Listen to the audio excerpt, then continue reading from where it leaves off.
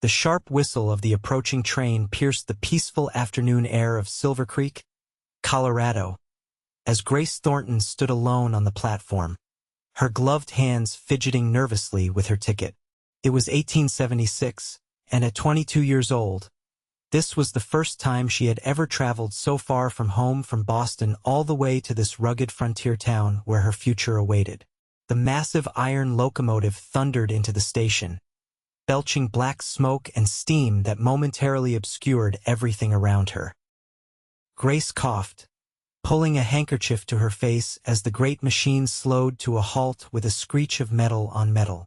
Her heart pounded against her ribs. There was no turning back now. "Final stop, Silvercreek," the conductor shouted, jumping down from his car. "All passengers disembark. Silvercreek Station." Grace gathered her courage along with her skirts and made her way toward the exit. She was the only passenger left in her car, having ridden for nearly 3 days from the East Coast.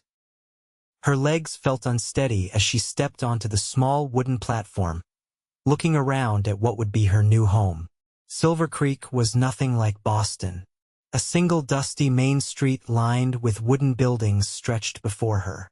In the distance, craggy mountains rose against the impossibly wide blue sky. The late June sun beat down mercilessly, already causing beads of perspiration to form beneath her heavy traveling dress. "Madam, I need to close up now," the train conductor called to her, reaching for the gate that separated the platform from the steps of the passenger car. Grace nodded, hurrying forward as the conductor closed the gate with a clang of finality. She turned to look for her luggage, suddenly feeling very small and alone in this vast, unfamiliar landscape. "Miss Thornton?" a deep voice called from behind her. She turned to find a tall man in a worn leather vest, dusty denims, and a wide-brimmed hat approaching her. His face was tanned and weathered by the sun, but his eyes were kind, a startling shade of blue that reminded her of the summer sky back home. A silver star pinned to his vest caught the sunlight. "Yes," she managed, her throat suddenly dry. The man touched the brim of his hat respectfully. "Sheriff Blake Xavier, madam. Your uncle asked me to meet you." His gaze moved to her large steamer trunk sitting on the platform. Without hesitation, he lifted the heavy trunk as if it weighed nothing at all. "This way," he said with a slight nod of his head toward town. Grace was momentarily speechless. This rugged cowboy turned lawman was nothing like the gentleman she'd known back east. He carried himself with a quiet confidence born of surviving in a harsh land. "Thank you, Sheriff," she said, following him down the platform steps. "My uncle mentioned someone would meet me, but he didn't say it would be the town sheriff." A small smile tugged at the corner of Blake's mouth. "Your uncle and I go way back. Besides, Silvercreek ain't that big. Most of us wear a few different hats around here." The main street was busy with afternoon activity. A group of men loitered outside the saloon, their curious gazes following Grace as she walked beside the sheriff. Women in practical frontier dresses nodded politely as they passed. A group of children chased a dog down the street, their laughter ringing in the air. "I'm afraid your uncle couldn't make it down himself," Blake explained as they walked. "His leg's been giving him trouble. Doc Sullivan says he needs to stay off it for a spell." Grace frowned with concern. "I hope it's nothing serious. His letters mentioned some pain, but he made it sound like nothing to worry about." "That sounds like Emmett," Blake said with a short laugh. "Man could be bleeding to death and he'd tell you it was just a scratch." They turned down a side street, away from the bustle of the main thoroughfare. Grace noticed how people seemed to respect the sheriff, nodding deferentially as they passed. She also noticed how several young women followed his movements with appreciative gazes. Clearly, Sheriff Xavier was an admired figure in Silvercreek. "You must think it awfully provincial compared to Boston," Blake commented, adjusting his grip on her trunk. "It's different," Grace admitted. But not in a bad way. There's something honest about it. Blake glanced at her, seemingly reassessing his initial impression. Most Easterners come out here with their noses turned up, thinking we're all just uncultured frontier folk. Grace smiled. My father always said judging a book by its cover was the sign of a small mind. Your father sounds like a wise man. He was, she said softly, the familiar grief washing over her. Both my parents died last winter. Influenza. Blake's expression softened. I'm sorry to hear that, Miss Thornton. They walked in silence for a moment before he spoke again. Your uncle's place is just up ahead. He's got the house ready for you. Been fussing over it for weeks now. The house that came into view was a modest 2-story structure, painted white with green shutters. A small garden bloomed in the front yard, and a wooden porch wrapped around the side. It wasn't grand by any means, but it looked comfortable and well-maintained, a real home. The front door swung open before they reached it, revealing an older man with a thick white beard and the same blue eyes as Grace's father. He leaned heavily on a wooden cane. "Grace," he called out, his face splitting into a wide smile. "By heaven, you look just like your mother, Uncle Emmett." Grace hurried forward, embracing her father's older brother tightly. "You shouldn't be standing on that leg." "Nonsense," he scoffed. "I wasn't about to greet my only niece sitting down like some invalid." Blake cleared his throat behind them. "I'll just bring this inside, Emmett." "Much obliged, Blake," Emmett said, stepping aside to let the sheriff pass with Grace's trunk. "You're staying for supper, of course." Blake hesitated. "I don't want to impose on your family reunion." "It's not an imposition if you're invited," Emmett insisted. "Besides, Mrs. Holloway brought over enough food to feed half the town. You'd be doing us a favor." Grace watched the exchange with interest, noting the easy camaraderie between her uncle and the sheriff. There was clearly a deep history there. "Well, if you insist," Blake finally agreed, setting down the trunk in the front hall. The inside of the house was cozy and inviting, with simple furnishings and photographs adorning the walls. Grace spotted several pictures of her father as a young man, standing alongside Emmett. "Your room's upstairs, first door on the right," Emmett told her. "I had some of the ladies from church help fix it up proper for a young lady." "Blake, why don't you take her trunk up?" "Of course." Grace followed Blake up the narrow staircase, watching how he navigated the steep steps with her heavy trunk as if it were filled with feathers instead of all her worldly possessions. The bedroom was small but charming, with a wrought iron bed covered in a handmade quilt, a dresser with a mirror, and a small writing desk beneath the window. The window itself looked out over the back garden and beyond to the mountains in the distance. "It's lovely," Grace said, genuinely pleased. Blake set the trunk down at the foot of the bed. "It's not what you're used to, I reckon." Grace turned to face him. "Sheriff Xavier, you seem determined to think I'm some sort of pampered Eastern belle who can't appreciate the beauty of a place like this."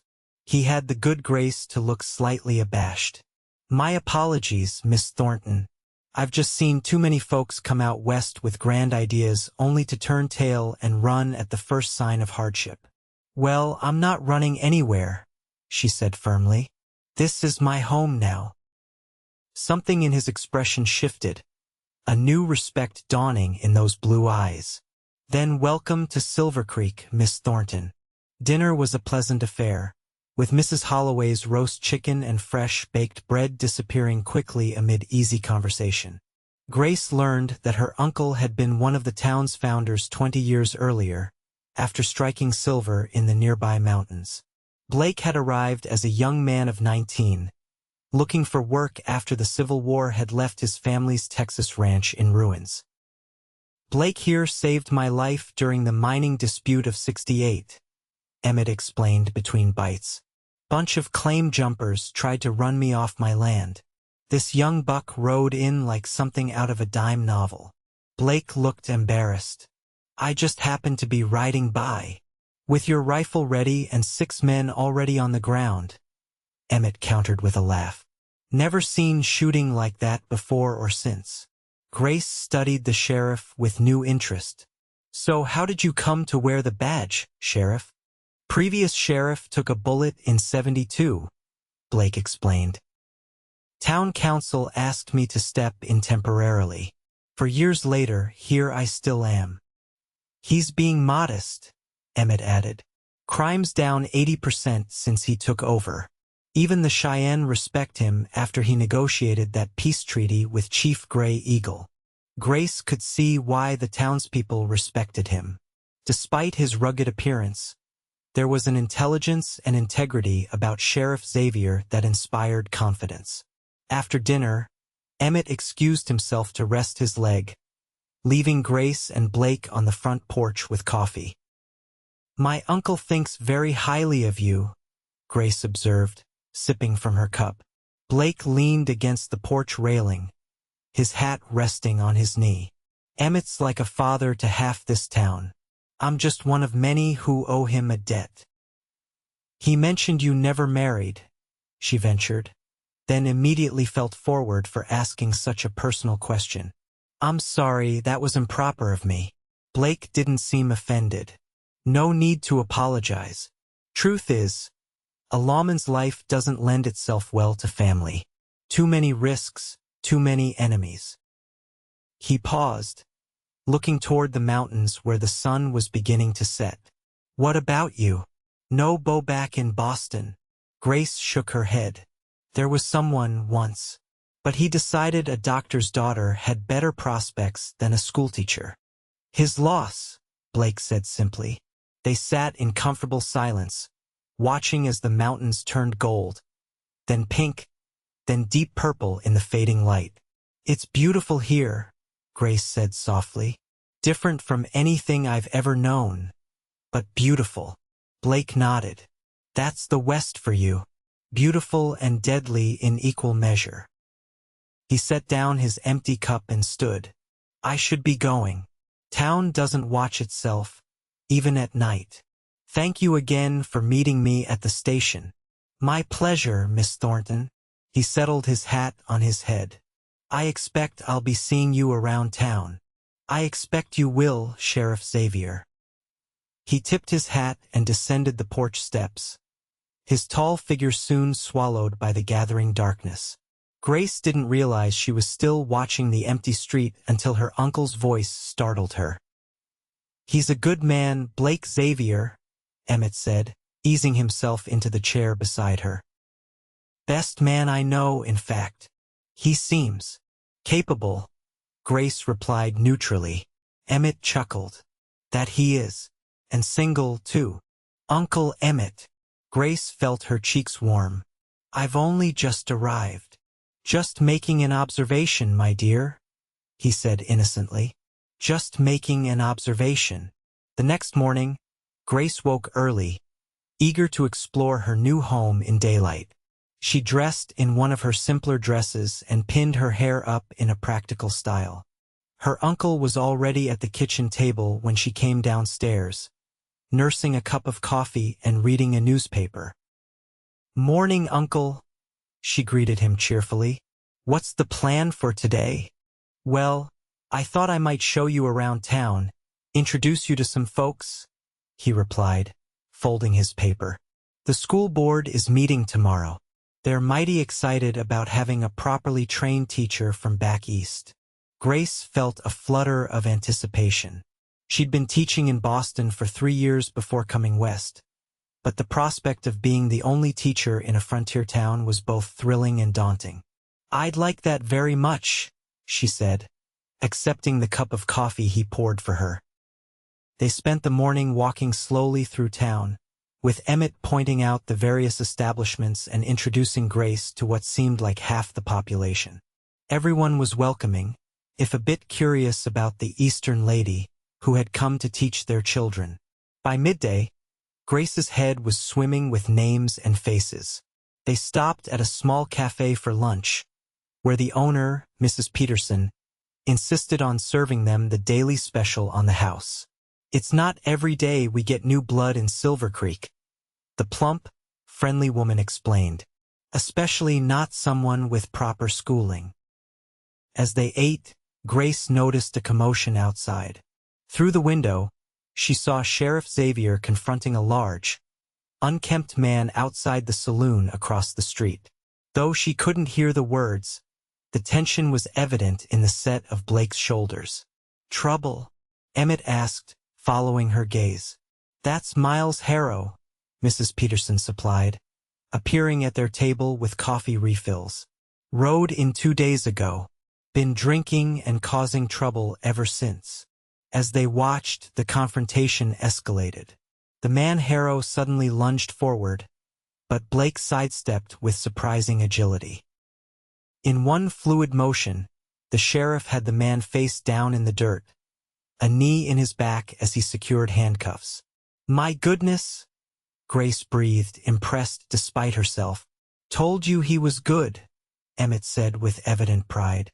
"Blake doesn't draw his gun unless absolutely necessary. Says a real lawman should be able to keep the peace without bloodshed when possible." After lunch, they continued their tour, eventually arriving at the schoolhouse, a modest one-room building at the edge of town. Inside, a dozen rows of desks faced a larger desk at the front of the room. Bookshelves lined one wall, though they were sparsely filled. "It's not much," Emmett admitted, "but the town council's allocated funds for more books." Grace ran her hand along the teacher's desk, already imagining herself standing before a classroom of frontier children. "It's perfect, Uncle Emmett." A shadow fell across the doorway, and Grace looked up to see Sheriff Xavier standing there. "Afternoon, Emmett, Miss Thornton," he greeted them, removing his hat as he stepped inside. "Showing her the schoolhouse, I see." "Indeed," Emmett replied. "What brings you by, Blake?" "Just making my rounds. Wanted to make sure everything was in order before school starts next month." His gaze moved to Grace. "How do you find it, Miss Thornton?" "It has wonderful potential," she said honestly, "though I noticed the bookshelf could use some attention." Blake nodded. "The last teacher, Mrs. Wilson, took her personal collection when she left to join her daughter in Denver. The town's ordered new ones from back east, but they won't arrive for another few weeks." "I brought several books with me," Grace offered. "Classics, mainly, but also some newer works on natural science and geography." "The children will appreciate that," Blake said. "Most of them have never been beyond the territory borders." "Neither had I until recently," Emmett pointed out with a laugh. "And I turned out just fine."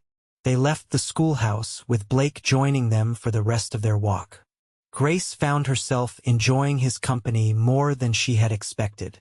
Beneath his reserved exterior, the sheriff was well-read and thoughtful, with opinions on everything from territorial politics to literature.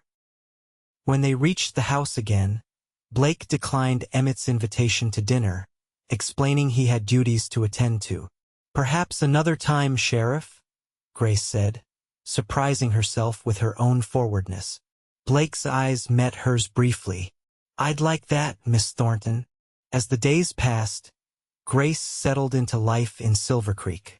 She spent her mornings helping her uncle with his correspondence. His eyesight wasn't what it once was, and her afternoons preparing lessons for the upcoming school term. In the evenings, she often sat on the porch, reading or simply watching the spectacular western sunsets. It didn't escape her notice that Sheriff Xavier found reasons to pass by the house with increasing frequency. Sometimes he stopped to chat with Emmett about town business. Other times, he brought news of the expected book shipment or questions about the school schedule. But his eyes, Grace noted, increasingly sought her out during these visits. One evening, about 2 weeks after her arrival, Blake arrived at the house looking more formal than usual. He traded his dusty work clothes for a clean shirt and vest, and his boots had been polished to a shine. "Evening, Emmett," he greeted her uncle, who was smoking his pipe on the porch. Then, with a slight bow of his head, "Miss Thornton." "Sheriff," she acknowledged, setting aside her book. "You're looking very presentable this evening. There's a social at the church tonight," he explained, looking uncharacteristically uncertain. "Music, dancing, refreshments. I thought, that is, I wondered if you might like to attend." Grace felt a flutter of pleasure. "I'd be delighted, Sheriff." "Well now," Emmett said, poorly concealing his satisfaction. "Ain't that nice? You two run along. Don't worry about me. Mrs. Holloway's bringing over a chess pie later." Grace excused herself to change into her best dress, a deep blue silk that brought out the color of her eyes.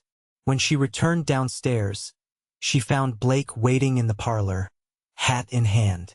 The look of appreciation in his eyes when he saw her sent a warm flush across her cheeks. The church social was in full swing when they arrived. Lanterns had been strung up in the yard, and a small band played lively tunes while couples danced on a wooden platform erected for the occasion. Tables laden with food lined one side of the yard. "Miss Thornton," Mrs. Peterson called, hurrying over. "And Sheriff Xavier. How wonderful you could both come." She gave Grace a knowing look that made her blush again. Throughout the evening, Grace met more of the townspeople, including many of her future pupils and their parents. Everyone seemed eager to welcome her, though she noticed some of the single women eyeing her escort with barely concealed envy. "Would you care to dance, Miss Thornton?" Blake asked when a waltz began. "I'd be honored, Sheriff," she replied, placing her hand in his outstretched one. He led her onto the dance floor with surprising grace for such a tall, powerful man. His hand was warm and steady at her waist as he guided her through the steps. "You dance very well, Sheriff," Grace observed. "Not what one might expect from a frontier lawman." A smile tugged at his mouth. "My mother insisted all her sons learn. Said even cowboys should know how to treat a lady properly. A wise woman, your mother. She was," he agreed, his voice softening, "passed on 5 years ago, but not before seeing all 4 of her boys grown and settled." "Except you're not settled," Grace pointed out. "Not completely." His blue eyes held hers. "No, madam, not yet." The music ended, but they remained standing close for a moment longer than necessary. Grace was acutely aware of the warmth of his hand still resting lightly on her waist, of the slight quickening of her own pulse.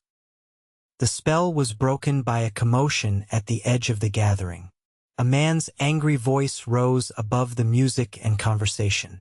Grace recognized the disheveled figure of Miles Harrow, the troublemaker Blake had arrested days earlier. "There he is," Harrow shouted, pointing at Blake. "The high and mighty sheriff who thinks he runs this town." Blake's expression hardened, but his voice remained calm as he stepped slightly in front of Grace. "You're drunk, Harrow. Go home and sleep it off." "Not till I settle the score," Harrow slurred, his hand moving toward his hip. What happened next occurred so quickly Grace could barely follow it. Blake pushed her behind him as Harrow drew his gun. In the same instant, Blake's weapon appeared in his hand as if by magic. 2 shots rang out almost simultaneously. Harrow collapsed in the dirt, clutching his shoulder and howling in pain. Blake remained standing, his expression grim but composed. "Somebody get Doc Sullivan," he ordered, keeping his gun trained on the wounded man. 2 men hurried to comply while others moved to restrain Harrow. Blake turned to Grace, his eyes searching her face. "Are you all right?" She nodded, too shocked to speak. The entire incident had lasted mere seconds, but it had shattered the peaceful evening and reminded her forcefully of the dangers that lurked beneath the surface of frontier life. "I'm sorry you had to see that," Blake said quietly, holstering his weapon. "This isn't exactly what I had planned for the evening." Grace found her voice. "You saved lives tonight, Sheriff. Including mine, possibly. Just doing my job." He looked over to where the doctor had arrived and was examining Harrow's wound. "I need to deal with this. May I escort you home first?" "I can manage," Grace assured him, though the thought of walking alone after what had just happened was unsettling. "You're needed here." "I'll take her, Blake," offered Deputy Collins, a young man Grace had met earlier. "Make sure she gets home safe." Blake nodded gratefully. "Thank you, Tom." To Grace, he added, "I'll come by tomorrow to check on you, if that's all right." "Of course," she replied, still feeling slightly dazed. "Good night, Sheriff." The walk home with Deputy Collins was quiet, Grace still processing the sudden violence she had witnessed. When they reached her uncle's house, Emmett was waiting anxiously on the porch, having heard about the shooting from a neighbor. "Grace!" he exclaimed, hurrying down the steps as quickly as his bad leg would allow. "Are you hurt?" "I'm fine, Uncle," she assured him. Sheriff Xavier handled the situation before anyone else could be harmed. After explaining what had happened, Grace excused herself and went upstairs. As she prepared for bed, she found her hands were shaking. Not from fear, she realized, but from the realization of how quickly life could change, how one moment you could be dancing in a man's arms, and the next watching him face down death. It was a stark reminder that life in the West was precarious, balanced on a knife's edge between civilization and chaos. And men like Blake Xavier stood at that edge, keeping the darkness at bay. True to his word, Blake came by the next morning. He looked tired, as if he hadn't slept much, but his eyes brightened when Grace opened the door. "Miss Thornton," he greeted her. "I hope I'm not calling too early." "Not at all, Sheriff. Please, come in." They sat in the parlor, with Grace pouring coffee for them both. Emmett had gone to his weekly checkers game at the barber shop, leaving them alone. "How is Mr. Harrow?" Grace asked. "He'll live," Blake replied. "Doc Sullivan patched him up, and he's sitting in a cell waiting for the circuit judge. He'll likely get 5 years for attempted murder of a law officer." Grace shuddered slightly. It all happened so fast. "That's how it usually goes," Blake said, his voice gentle. "Not much time for thinking in moments like that." "Yet you didn't kill him. You could have." Blake's gaze was steady. "I don't take a life unless there's absolutely no choice. Harrow's drunk and reckless, but he's not an experienced gunman. I could wound him without killing him, so that's what I did." Grace studied him, seeing beyond the tough exterior to the principled man beneath. "You're an unusual lawman, Sheriff Xavier.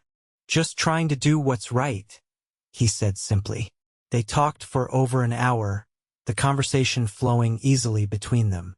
When Blake finally rose to leave, he seemed reluctant. "Miss Thornton Grace," he said, using her given name for the first time. "I'd like to call on you properly, if you're amenable. Not just as your uncle's friend or the town sheriff, but as a man calling on a woman he admires." Grace felt warmth spread through her. "I'd like that very much, Blake." His smile transformed his face, making him look younger and almost carefree. "Tomorrow evening, then? Perhaps a ride out to Whitewater Falls? It's about the prettiest spot in the territory." "That sounds lovely." After he left, Grace found herself humming as she went about her chores. She hadn't expected to find anything in Silvercreek beyond a teaching position and a connection to her only remaining family. Yet here she was, with the prospect of something more, something that made her heart beat faster and brought a smile to her face whenever she thought of a pair of blue eyes and a quiet, steady voice. The next day dawned bright and clear. Grace dressed carefully for her outing, choosing a practical riding outfit that would allow her to sit comfortably in the side saddle Blake had arranged to borrow for her. He arrived at 4 o'clock, leading 2 horses, a sturdy bay gelding for himself and a gentle-looking dapple gray mare for Grace. After helping her mount, they set off at an easy pace, riding out of town and into the open countryside. How are your preparations for the school term coming along? Blake asked as they rode side by side. Very well, Grace replied. The books arrived yesterday, and I've been organizing the curriculum. I'm still not sure how to handle the different age groups all in one classroom, though. Mrs. Wilson used to have the older children help teach the younger ones, Blake suggested. Seemed to work well. The older ones reinforced their own learning, and the little ones got more individual attention. That's an excellent idea, Grace said, impressed by his insight. Have you always had an interest in education, Sheriff? Blake chuckled. My mother was a teacher before she married my father. I grew up hearing about the importance of learning, even on a cattle ranch in the middle of nowhere. As they rode, Blake pointed out various landmarks and told stories of the area's history, both the settlers' version and what he had learned from the Cheyenne and Arapaho. Grace was struck by his respect for the native peoples, unusual among frontiersmen. Most people see them as enemies or obstacles, she observed. You speak of them as equals. They were here first, Blake said simply, and they've taught me more about surviving in this land than any white man ever did. Seems like the least I can do is respect their ways. They reached Whitewater Falls by late afternoon, a spectacular cascade of water tumbling down a series of rocky ledges into a clear pool below. Blake helped Grace dismount, his hands lingering at her waist a moment longer than necessary. He spread a blanket on a grassy spot overlooking the falls and unpacked a small picnic he had brought along: fresh bread, cheese, dried apple slices, and a bottle of wine. This is magnificent, Grace said, looking around at the pristine wilderness. Tall pines surrounded the clearing, and wildflowers dotted the grass with splashes of color. In the distance, snow-capped peaks rose against the sky. It's my favorite place, Blake admitted. I come here to think, or just to remember why I do what I do. What do you mean? He gestured toward the vista before them.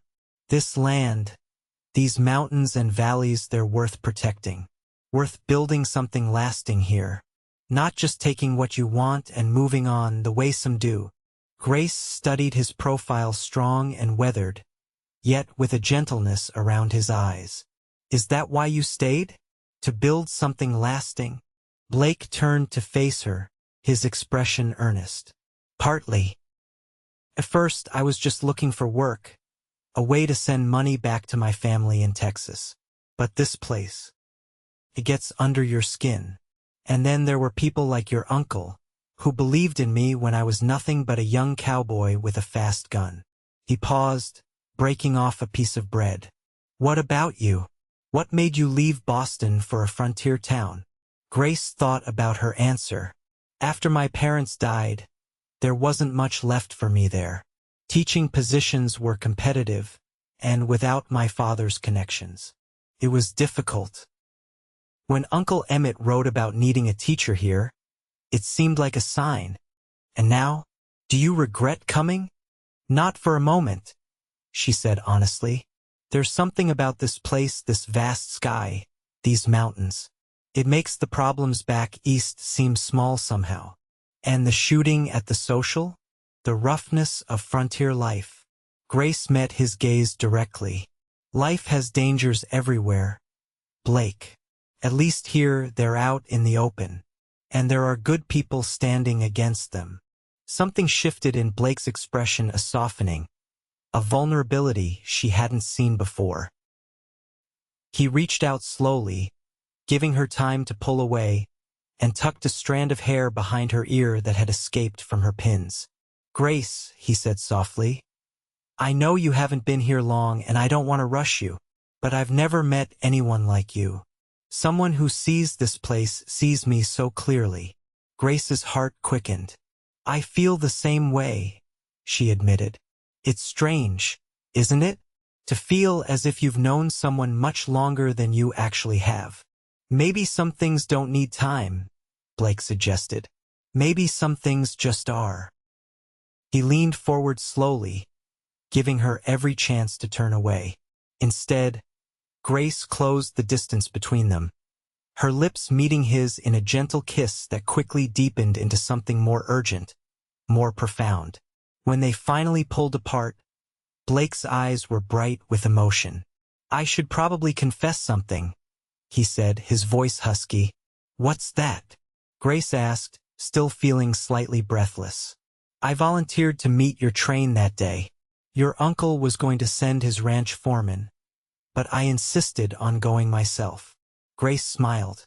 "Why?"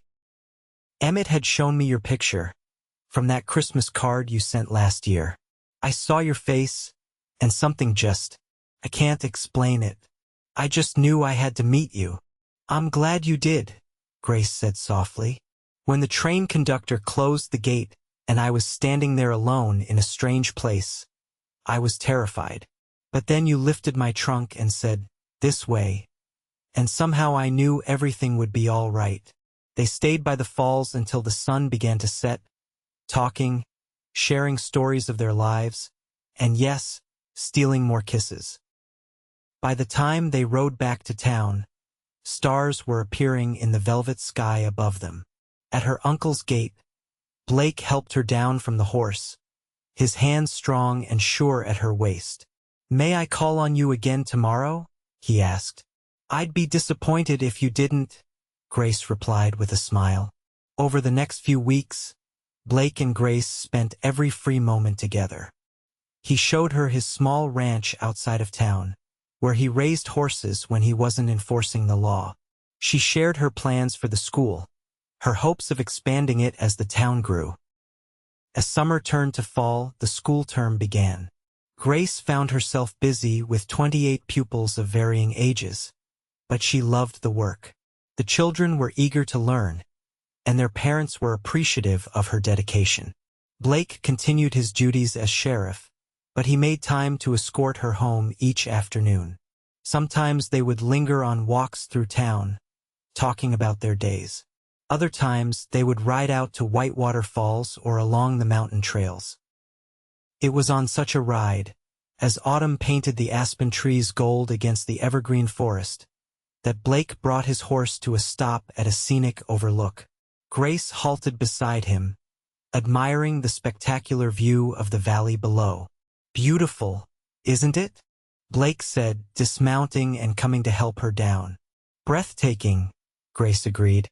"I never tire of these mountains." Blake took her hands in his. "Grace, I had a whole speech prepared, but standing here with you, words don't seem adequate." Her heart began to race as he dropped to one knee before her. "I love you, Grace Thornton, more than I thought possible. You've brought light and purpose to my life beyond just doing my duty. Would you do me the extraordinary honor of becoming my wife?" Tears of joy filled Grace's eyes. "Yes, Blake. Yes, with all my heart." He stood and pulled her into his arms, spinning her around as she laughed with pure happiness. When he set her down, he pulled a small box from his pocket and opened it to reveal a delicate silver ring set with a small diamond. "It was my grandmother's," he explained as he slipped it onto her finger. "My mother always said it should go to the son who found a woman strong enough to build a life out here." "It's perfect," Grace whispered, admiring how the stone caught the autumn sunlight. They were married a month later in the small church in Silvercreek. The entire town turned out for the celebration, which lasted well into the night. Emmett gave the bride away, his eyes misty as he placed her hand in Blake's. "Your parents would be so proud," he whispered to Grace before stepping back. As winter settled over the mountains, Blake and Grace made their home at his ranch outside town.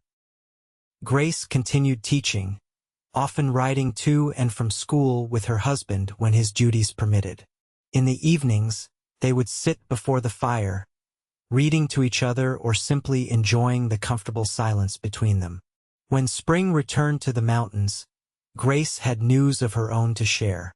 She waited until they had ridden out to Whitewater Falls, their special place. "Blake," she said, taking his hand and placing it over her still flat stomach. Come autumn, you'll be a father. His face transformed with wonder and joy. He gathered her into his arms, holding her as if she were the most precious thing in the world. I love you, Mrs. Xavier, he whispered against her hair. And I love you, Sheriff Xavier, she replied, her heart full to bursting. As they sat together by the falls, planning their future and dreaming of the child that would join them, Grace thought back to that first day in Silvercreek. How terrified she had been stepping off that train into the unknown. How a simple gesture, a strong man lifting her trunk and saying, "This way," had led her to a life more wonderful than anything she could have imagined back in Boston. Some journeys, she realized, were meant to change everything. And sometimes the bravest thing you could do was follow where they led.